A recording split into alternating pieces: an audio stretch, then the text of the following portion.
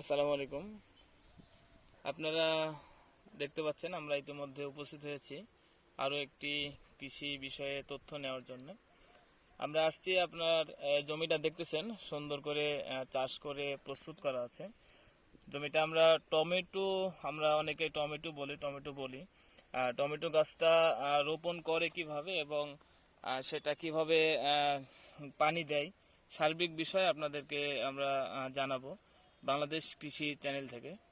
আমরা আপনারা দেখতে পাচ্ছেন জমিটা চাষ করা আছে। আমরা টমেটোর গাছও নিয়ে আসছি, টমেটোর গাছও আছে আমাদের কাছে। আমরা টমেটো গাছটা এখন রোপণ করব। রোপণটা করে কিভাবে আপনারা দেখতেছেন। এই যে টমেটো গাছের জন্য আগে একটু গর্ত খোঁড়া লাগে, আবার অনেক সময় ঢালাও সেচ দেওয়ার পরে জমি যখন নরম হয় তখন একটা একটা করে রোপণ করা হয়। এটা গাছ লাগায়, এখানে টমেটোর বীজ লাগানো হয় না। এই যে আমরা গাছটা লাগানোর চেষ্টা করছি, আপনাদের সামনে দেখানোর চেষ্টা করছি। গাছটা সুন্দর করে রোপণ করছি আমরা।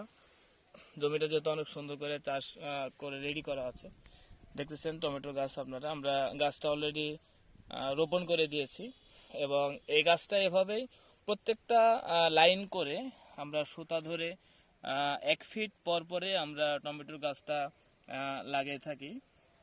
1 ফিট পর পর লাগাইলে গাছটা বেশি ঘনও হয় না, আবার বেশি পাতলাও হয় না। গাছটার জায়গা পরিমাণ মতো পায় এবং ডালপালা যেটা হয় সেটাতে মোটামুটি ভালো একটি টমেটো আমরা আশা করি কৃষকের মুখে হাসি ফোটানো। তো আপনারা দেখতেছেন আমরা গাছ কিন্তু রোপণ করে ফেলেছি। আমরা এবার গাছে পানি দেব এবং আপনাকে দেখানোর চেষ্টা করব যে গাছে কিভাবে পরিচর্যা করতে হয় এবং গাছটা কিভাবে সতেজ হয়, কখন ঢালাও সেচ দেওয়া লাগে এবং কিভাবে করলে মানে টমেটো গাছটা ভালো থাকে সেটা আপনাদেরকে দেখানোর চেষ্টা করব। এখন আমরা গাছে পানি দিব। আমরা এই যে পানি দিচ্ছি গাছে। টমেটো গাছটাতে পানি না দিলে গাছটা নষ্ট হয়ে যায় এবং চারাটা যখন রোপণ করি আমরা বা লাগানোর উত্তম সময় হচ্ছে বিকাল সময়টা। আমরা যখন রোদটা কমে যাবে তখন যদি আমরা লাগানোর পরে যদি পানি দিই, পানি দেওয়ার পরে রাত্রের মধ্যেই মোটামুটি গাছটা একটু শক্তি পায় এবং সেই শক্তি নিয়েই পরের দিন সকালে সতেজ থাকে গাছটা। সতেজ থাকার পরে আমরা দু একদিন এভাবেই সকাল করে বা বিকাল করে পানি দেওয়ার পরে আমরা একটা ঢালাও সেচ যেটা বলি আমরা, মেশিন দিয়ে হোক বা যেভাবেই হোক পুরো জমিটায় আমরা ঢালাও সেচ দিয়ে দিই।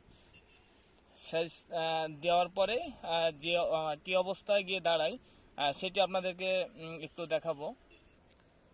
আমরা দেখানোর চেষ্টা করছি আপনাদেরকে। আমরা ঢালাও সেচ অলরেডি জমিতে দিয়ে দিয়েছি।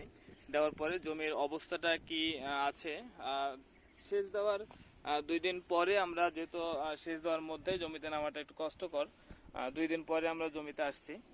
আসার পরে এই যে আপনারা দেখতেছেন টমেটো গাছগুলো খুব সুন্দর একবারে সতেজ হয়ে গেছে এবং মনে হচ্ছে একেবারেই তরতাজা হয়ে গেছে আর কি।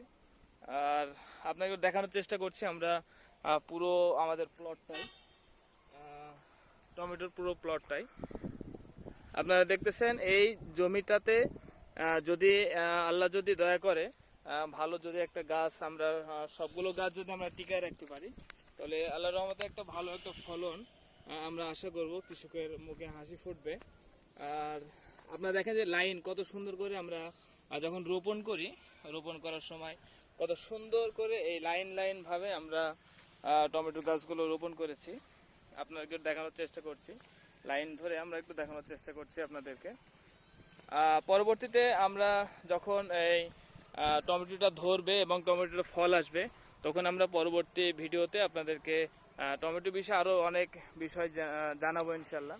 আপনারা আমাদের বাংলাদেশ কৃষি যে চ্যানেলটি আছে চ্যানেলটি সাবস্ক্রাইব করবেন এবং বেল আইকনটি ওপেন করে রাখবেন।